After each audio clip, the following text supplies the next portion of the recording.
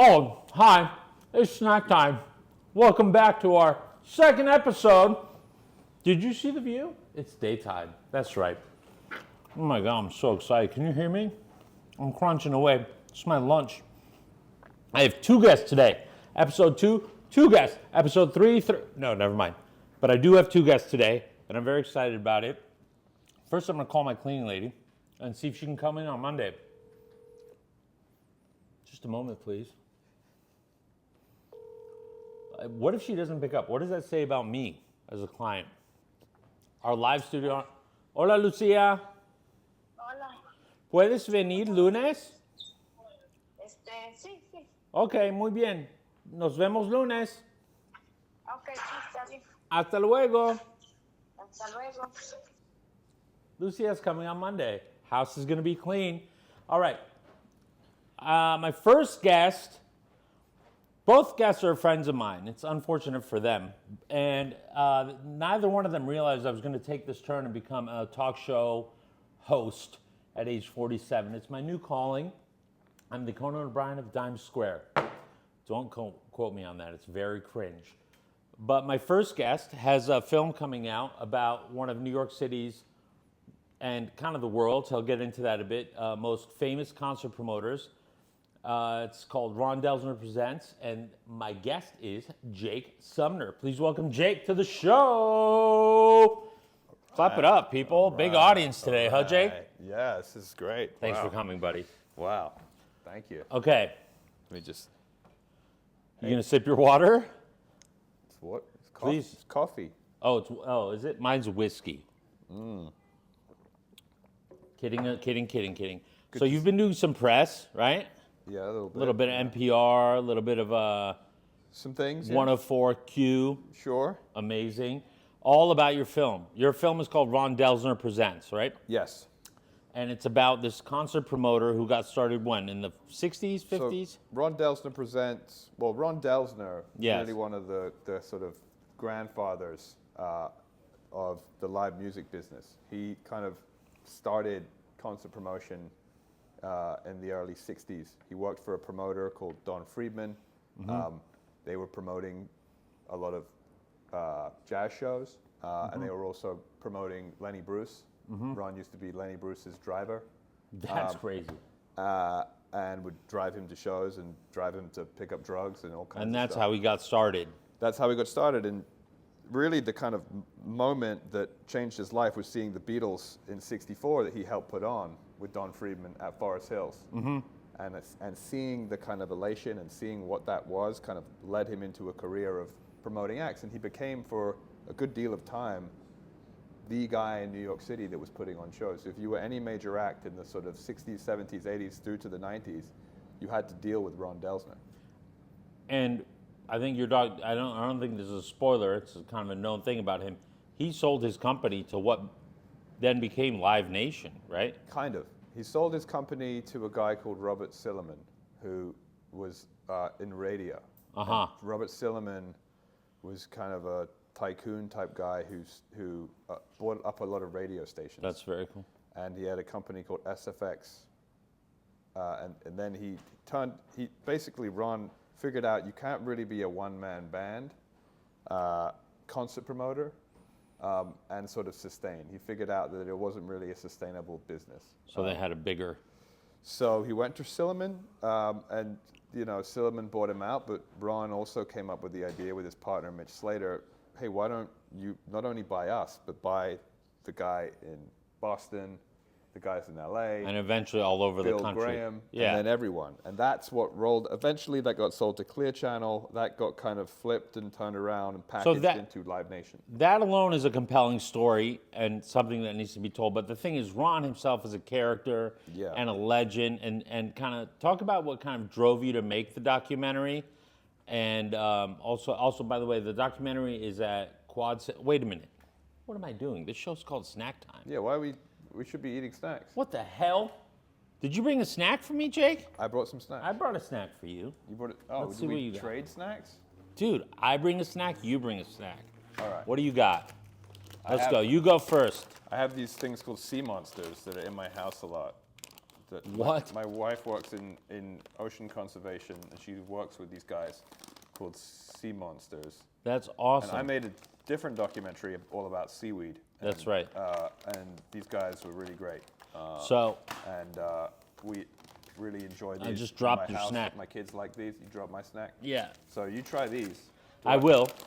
But is the sponsorship check in the mail now that we've advertised it to millions and millions of people? I mean, isn't it all like you got Haribo up there? You got. Why are you Salpak. calling me out on my set, dude?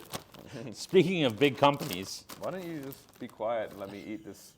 hold Sea on. monster. Let me have one. That's my snack that you brought. I brought you a snack before I eat it. Sorry. I brought you a snack that's very classic to movie theaters in California specifically. Okay. Okay, Hit me. and your documentarian, your documentary, Ron Delsner Presents, is at Quad Cinemas Yes. for 1 week, Playing 5 shows a exclusively, day. 5 shows a day. In New York It's City, kind but of then it insane. goes- And then it goes to It goes everywhere. Yeah, the kind of Different theaters across the summer. independent theaters across the United States of America. Oh yeah. Red vines, baby. Yeah. Who doesn't like a red vine? Let me open this up for you, It's a Jake. classic. So yeah, what kind of drove you to make the film? As I open this up, Well, I've kind of known Ron Delsner since childhood, and he's just a kind of interesting character that Very appears backstage at shows, and and he just always has great stories. He had stories that he would tell about the Beatles and Hendrix, and good, right? these are amazing. And kind of everyone, you know, Janis Joplin, Nina Simone, Miles Davis. He put on basically any major act that wanted to So play you the- grew up like hearing these stories, like this guy's I need to like dive into this guy a little bit deeper. Yeah, I knew him, you know, well. You'd see him at shows. He would tell, you know, jokes, wisecracks, and then he would tell you a story, and then he'd be gone. And then over the years, I just sort of was like intrigued by who's this guy. So I just got to know him, and then kind of trailed him around. And he was unsure at first about whether he wanted to do a film. And then we kind of made one anyway. And you have John Bon Jovi in it. Paul Simon is in it. Billy Joel, Billy Joel is in it. Who else did you interview? Springsteen. It's who else? insane. Kiss, the guys from Kiss. Yeah. Patti Smith, Bette Midler. If you love music, especially from a certain era, but in general, and the They're all idea like of New- live They're all music, like New York City acts Yeah. because Yeah. it very much is a New York story. he kind of raised them. They grew up together with him as acts, right? That's correct. That's very cool. Yeah. No, it's a fun film, and it's playing in theaters. And you're going to the first screening of it in a few minutes. Yeah, that's true. Not a few minutes from when the millions of people are going to watch this, but a few minutes from when we're recording. Is that correct? It's correct. Good. How do you like your red vine? I like it, and I really like this whole deal. Thank you, Jake. You're great. That means a lot coming from you. A guy I've never worked with except for one day. Should we Well, tell that story before should we tell leave? that story. Before you leave, I mean. What's your version of the story?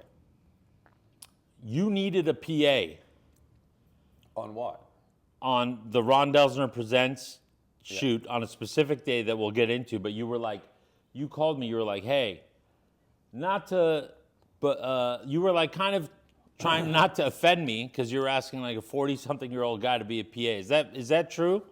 What? Or were you just like, shut up and come PA for me?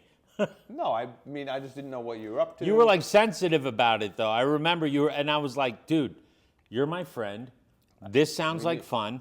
I'm in. And I will always be in if I'm free. It's not like an ego. You know, you got to roll your sleeves up. I didn't really do much PA-wise. This is not like PAing in your 20s when you're carrying tables and setting stuff up. I was just there. Well, you know. Sadly, we're missing a lot of appearance releases from that day. Oh, well, I apologize. This is, but where were we? Tell the fine people of the internet where we were. Well, Arthur, we were we were at Jones Beach, one of the great venues Yes. in New York area in Long Island. Yeah. And we were at Jones Beach Theater, and it was Jimmy Buffett. It was Jimmy Buffett show, R.I.P.. which none of us would R.I.P.. ever have been to, No, but we're so lucky we they're saw so it. special. Like the Jimmy Buffett shows at Jones Beach are like an important Yeah. thing where it's not, the show is sort of one thing, but the tailgate that The happens parking before lot. is just on fire. It's just a And wild Ron scene. is walking around the parking lot, and you're capturing him. And there's certain people saying, "There's Jimmy Buffett," Yeah, people which thought is he so was Jimmy funny. He was like, "They think I'm Jimmy Buffett." Well, they saw the camera crew and they Yeah, saw like an it old, was good. an old balding. And then, Man. when it was time to kind of wrap up the show, the documentary, you go, "How do you want to be credited?" I go, "I don't think it's a very good look for my career to be credited as a PA on your documentary. Just say thank you." Do you remember that? I still think you're credited as a PA. I'm gonna kill you. Right. On that note, why don't we watch? I'm gonna kick you out of here. You got to eat your sea monster. I'm gonna eat the sea monster. We're gonna watch the trailer to your show, to your documentary. Sorry, and I'm gonna thank you for being here. Thank you so much, brother. Jake. That means a lot. Yeah. We're gonna watch the trailer. Let me to tell you something. Ron Delsner. Once Presents. upon a time, not so long ago, there was a guy named Ron Delsner.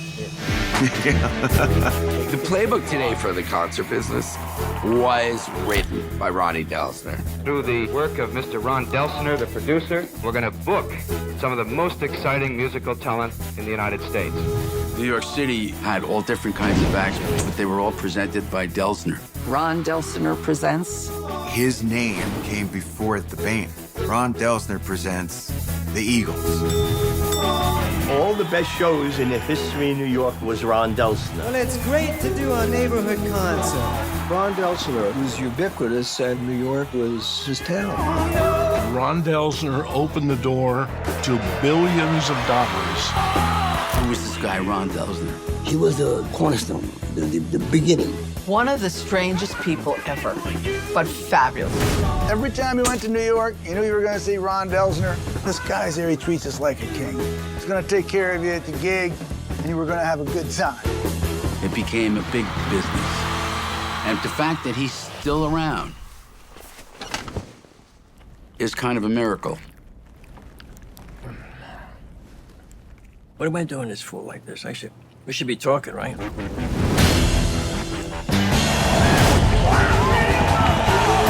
I'm gonna die doing this. You've known me my whole life. I'll have a massive stroke. Yeah, the only thing is I don't like dying. I don't like worms. Whoa! Holy shit!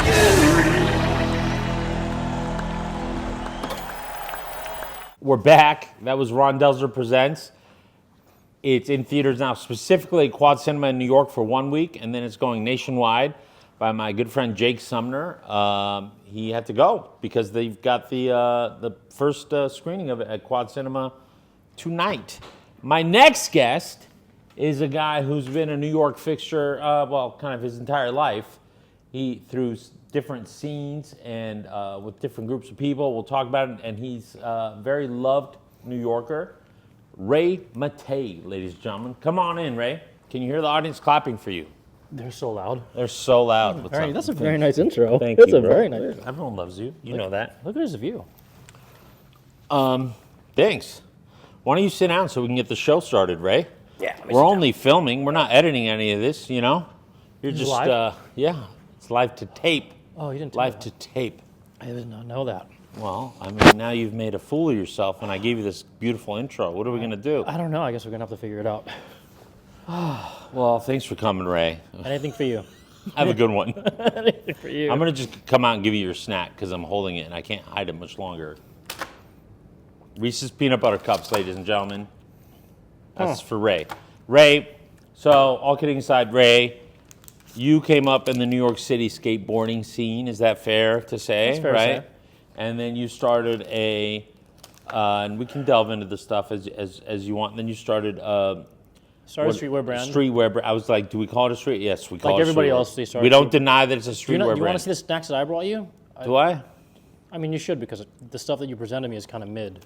Oh my God! Shout out to Reese's and the Mars Company or whoever makes it. That's not a sponsor, is it? Sponsor us. Sponsor us. Oh, okay. I'm waiting for them to be a sponsor, Ray. I think I just ruined it for you. God, what did you bring me? Let's Okay, see. so I brought you a couple things. The people wanted to know why you're here, and you interrupted. Well, What? I wanted to bring you snacks. Isn't this thing called snack time? You want this or no? All right, take that. Then I brought you another thing. This is Korean Lay's? I don't even know. I'm Filipino. I can't. Mexican chicken tomato flavor, but Korean or Jap? I don't know. I don't even know what this is. Racist? I don't even know what this is. Oh wow! Look at that, ladies and gentlemen. But I want I want some of that. Yeah, which one? You pick. Well, we have these two. You know, I have M&M's, Skittles, Jolly The sea Ranchers. monsters, isn't that? You want to try the sea monster? Seaweed? This is Kevin Lyons, right? Kevin Lyons. Oh yeah, that's Kevin Lyons' artwork for sure. Yeah, this stuff's good. It's really good. But I want candy. Okay, what? You're capable of opening the candy No, yourself? you should. Since I brought it for you, you gotta open it up first, and then you give it to me. Yeah. I have to try it now? Yeah, you I'm have to eating try it. salty. What happened? Okay, like, let's talk about what you're up to now. I can't wait for you. It'll take forever, man. Ray's doing something called Hypegolf now, which is owned by Hypebeast. Is that correct? Yeah, so Hypebeast is started by Kevin Ma, of course. Started in 2005. I love these. Became like the platform for all cultural relevant things like art, cars, fashion. And now they have spin-off sites, if you will, right? The spin-off site is, of course, golf. They were trying to figure that out for a long time, and I think they needed my skill set. Well, what? But you talk about kind of the. I know you've kind of talked about this in other interviews. I believe you have it before. The connection between skateboarders and golf now. No, That never existed, but now there's a bunch of skaters golfing, right? I think now it's just clearly visible, but it's always been there, even in like the Really? early 2000s. I mean, Huff was talking about golf in like 2001, right? When he got married. Keith Huffnagel. Keith Huffnagel, New Yorker, lived in Stuyvesant town. Anyway, fast forward, really successful skater, entrepreneur. He's been try this. He's been involved in golf since like 2001, trying to get me. Sorry to eat all your stuff, but it's really good. It's communal. So he's been trying to push me into golf for a long time, and he's always saying it was a future. And then I'm sure you probably heard it in other places too that he was one of the early investors for Malvin Golf too. But it's an individual Just putting thing. Stephen Malvin's business out on the street here on the internet. Okay, go ahead, Ray. It's all good. He don't care. He don't care. Yeah, so But it's been. But I mean, it's all community driven. People, Yeah. they think of golf, they don't think of it as a community thing. They think of it as like a big country club activity. But in reality, there are people that they love seeing new places, playing new places, meeting new people. Like when I go out and play, I either play with friends or random people, or play by myself, play with my son, play for business. So there's all different types of golf for me. But that's from my experiences. But That's on your personal. Yeah. What's the goal? Interesting. I'm thinking about it as like the business side of it, the work side of it for you versus the personal side. What is the goal of Hypegolf? So the goal of Hypegolf is, it's really to emphasize the community and the fashion portion, and also the creatives that are behind golf, that are avid golfers. A lot of the golfers that are participating now are like more of like people in the automotive world, people in kind of like the fashion world, people that are actors, athletes that play other sports that love golf. Like ex-NBA players, All day, basketball yeah. players, football players, and like this is the only place where just like skateboarding, it's like a big melting pot of people. Golf is like a melting pot of like different people. Like you can play with, I don't know, like old college golf chick to like a older Hall of Famer baseball player. It just. But the younger people getting into it as well. But the younger people love it too. But the thing is with the younger people is, golf now is becoming such a cool thing to do. And plus, like, younger people are more flexible. They learn things quicker. They have more resources. There's technology that helps them learn how to hit the ball better, more accurate. And there's a lot of really good training aids to kind of help them out so they learn. And you guys are like a lifestyle news site for them, and there's events around it as well, right? Yeah, I mean, we do events, we do pop-ups, we do invitationals.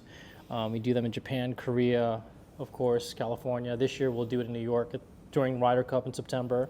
We do panels. We'll have like chats with like Nick Jonas on like why he loves golf. That's Even though like Nick Jonas is kind of like a poppy guy, but like he loves golf. Like he's a cool guy. Grew up on the East Coast. Grew up in New Jersey.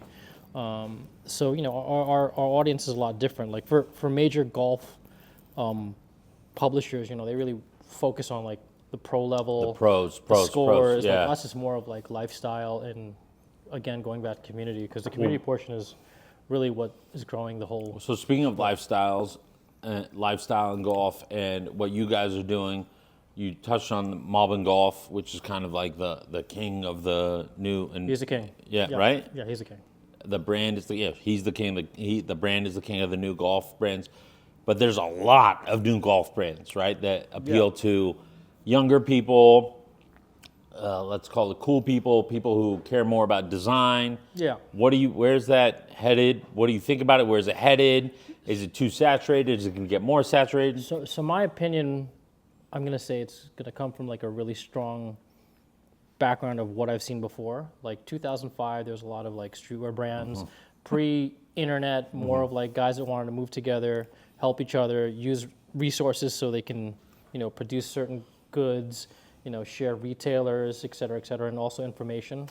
Golf is turning into that right now, right? Like it's like streetwear 2005, during Magic Trade Show with like Retail Mafia. Yeah. Like brands are really educating each other on how to do things. That was a deep cut reference, by the way. Yeah, so, people are not going to get that. That's okay. that's actually going to date me, but that's fine. When you're 50, no one cares. Sorry, you were saying. So, that's where golf's at now. That's where golf is at now, and it's exciting because golf brands, like a lot of them look different. I know it's a little different now because with all of these things on social media, they're so influenced on the way things look, the way things are released. I mean, it's at a place right now where it's a tad bit saturated, but brands have to learn how to, showcase their ethos. But some will die out eventually. Some will die out. I mean, like, it's just the nature of it, like it's. And then there's a lot of innovation as well, right? Tons in of the innovation. clubs, the balls, the practice of it. It's Everything insane, from the right? clothing to like, people are testing out like Dyneema, Cordura. Of course, they've always been using Gore-Tex.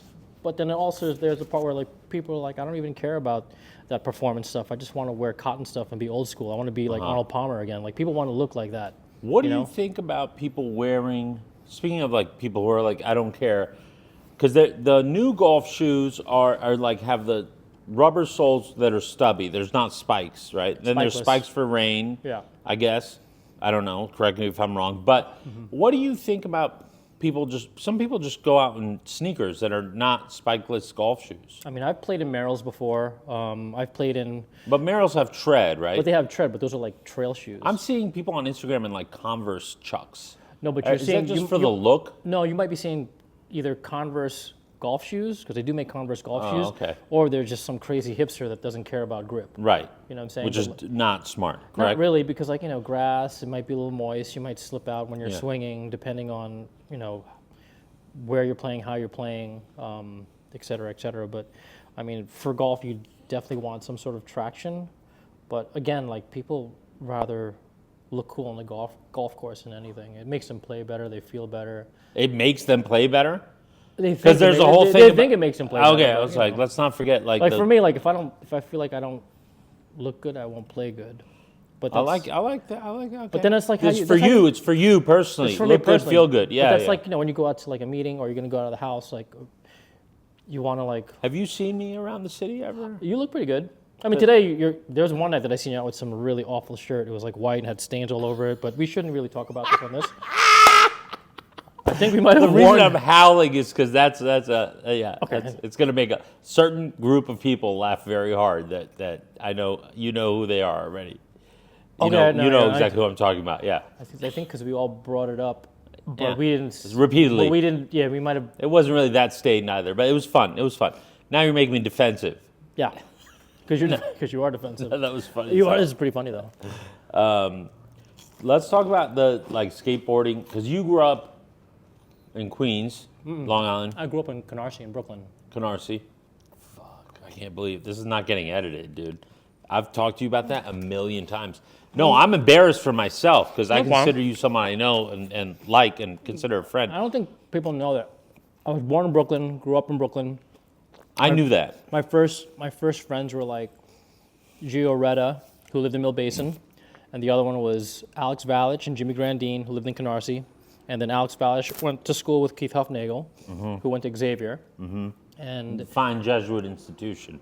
And It was right by the L train. Like Keith lived by the L train, so the L was on Rockaway Parkway. I would take the train to see Keith. Keith would take the train to see us. We'd skate like these random banks at PS 114. And no one, like, not no one was skating. Very few people were skating at that point. No one was skating. No one was skating. It's very few people. Well, there was the Starrett City kids that were skating, like Howie Glover, and a bunch of other guys. But no, not really. No. What is it like? What was it like when you saw someone? Were they immediately like part of the crew? Like, it was like, come skate with us? I think when everybody found out about the banks in like the early, not early, but like the late '80s for us, that's when like we started meeting people there. You know, we'd see people from other parts of Brooklyn, like Ivan Perez or Richie Rojas or how did Ducky. How did that time influence just how you approach life? Because you're doing something often as a youngster, as a young teen, as an older teen, you know, and from what I hear about friends like you and stuff is that it really just kind of changes how you approach life a bit. Or affects it, rather. It changes a lot because, you know, back then it was like, you know, late 80s, it was like super duper racist in Brooklyn, you know, like it was like kind of like a really tough time and I didn't feel like I belonged anywhere. But like when I kind of like... You're eating your mic. All right. Yeah, so growing up in Brooklyn, I felt like I didn't belong anywhere, right? Like the community just like really wasn't there for me. But when I met people that love skateboarding, like we all kind of like chatted about skateboarding, we met up on the weekends, et cetera, and everyone looked really different, you know, and we just had a good time just kind of skating everywhere, like in the financial district, Maiden Lane, down by like the Prudential building, and you know, all those years it was just like, you know, you meet somebody from Jersey, you meet somebody from Queens, Bronx, Staten Island, wherever, like you see them so often, you're like, you know. So the diversity of it, meeting different people, being able to connect with other people and talk about different stuff. Yeah. That's which are all kind of like life skills, right? That people learn at some point. Yeah, but you learn at an early age because like, not to say that there was a code, but there was kind of a code where like, if you see somebody wearing like Madrid Vans or like Vision Streetwear, you're like, oh, this guy's cool, he skates, we must have something in common. It's like the same thing with golf now. Like if you see somebody wearing Malbin or like Metalwood or like even like students, you're like, oh, that guy knows. You're gonna say something. Yeah, these guys might, you know, they see things a lot different than the traditional golfer. Yeah. But even back then, like skateboarding, I thought when you look at a magazine, it looked like very California to me. But like skateboarding in like the East Coast was way different. You know, there's dudes skating in overalls with a big bucket hat, looking like, you know, they're about to like spin on their head. But like, you know, like New York skateboarding looked way different. You know, I remember seeing like Ali Osher, who's like probably one of the first black skaters I ever saw in person, and then like seeing him in magazines, I was like, oh wow, there's actually skaters that like kind of, you know, they have their own style. Have their own style, which is cool. So I mean, speaking of someone who has his own style, Ali Alsha, much respect to him. But that brings up something, is that like you moved into the streetwear thing with Mighty Healthy, your brand Mighty Healthy that you had with Dennis. Yeah, Dennis. More than a few skateboarders moved into clothing and streetwear, whether it was a skate brand or a streetwear brand. It was just a natural progression, I feel like, right? Yeah, for them. It was natural. I mean, for like, you guys, really. For sure. Like, I mean, I remember back then Huff was pretty much the biggest and coolest retailer in SF, and he was housing brands like Billionaire Boys Club. He's probably one of the first brands to get a wholesale account through Supreme. And then after like getting all these brands in, he's like, oh, you know what? I can start my own brand. Yeah. And then Huff pretty much, you know, I want to say that he like took over as one of the more successful skate entrepreneurs, right? He started a retail store, a shoe store, a streetwear store, and a skate shop. And then eventually did his in-house brand that blew up. And then he was selling to like multi-door accounts, became a global brand, you know, sold to different companies and blew up and probably got up to about 100 million, you know. That's crazy. Yeah. Do you have any desire to do your own clothes? I mean, I guess you're in media now, right? It's I mean, technically, I'm media, but I'm also a consultant. But I still do a lot of like fashion stuff. But maybe one day, if the time is right and it feels good. But I want to say right that now. It's hard to do clothing. I want to be honest. I've gotten a lot of people to like tell me like, maybe you should start it going. You know, we'll help you. You know, we'll financially, you know, take care of that part. I mean, maybe one day. I don't know. I won't say no, but right now. You're maybe not happy. right- You're I'm- happy I'm doing kinda, what you're doing. you know, I just want to be a parent. How often? Yeah, and you are. I was going to say, doing your job and raising your 2 kids. Yeah, I know for some people they might think that's boring, but for me it's like It's the I want to best. see them grow up, you know, and I don't want to miss anything. And it's bad enough that my son doesn't want to hang out anymore, you know. Yeah, well. Thank God I got my daughter. She'll be 5 this year, and she's still like, you know, she 5 still going, wants. 5 going on 15. She's snapping her fingers at me, telling me I play too much golf. But, you know, you got to kind of. I want to enjoy watching them grow up. That's nice. You know, because I think that's. But you don't mind taking time to yourself and going golfing very often. No, that's just Instagram. I don't go that often. Oh yeah. How often do you go golfing? That's not a bad thing. It's not a bad I'll thing. go once a week, but you know. But Oh, not I for thought too you went like 3-4 times a week. No, I mean I don't count, you know, going to the driving range or like hitting balls. I'll play like 9-hole, but like sometimes it might be 36. But A 36 hole, sometimes 36. Yeah. it I don't think depends. it's a bad thing that you go golf if you go not golfing that- often. But no, I don't really have the time to, man. I have a lot of stuff going on. Yeah, you do. You always Like do. I don't tell people all the stuff I got going on, but I have a lot of stuff going on, and it, you know, a full round takes 5 hours out of your day, not including the travel. Ray, you got anything else you want to talk about? I mean, I don't know. I think we're good. Did you Thanks for try having these? me. No, I didn't try that one. They're I don't very even know good. what this is. This is a Mexican ketchup thing. Oh, Mexican chicken tomato flavor. I don't really understand what that is, but I don't think I like it. it's good. Good for you anyway. Yeah, I like this better. Those are really good. Yeah. We got a lot of snacks today. 2 guests. Shout out to Kevin Lyons. Yeah. Shout out to Jake Sumner. Shout out to Jake Sumner. Shout out to Ray Maté for coming on. And shout out to Fortune Studios for having us, Thank as you. usual. And shout out to myself and Lucia, the house cleaner, because that's important. I'm taking candy. Fine. All right, we're out of here. Snack time. We'll see you next episode. Thank you, my man. Snack time. Oh! That was a good one, yeah? That's Ralph. That was a good one. It's tough. Here's mine. Snack time.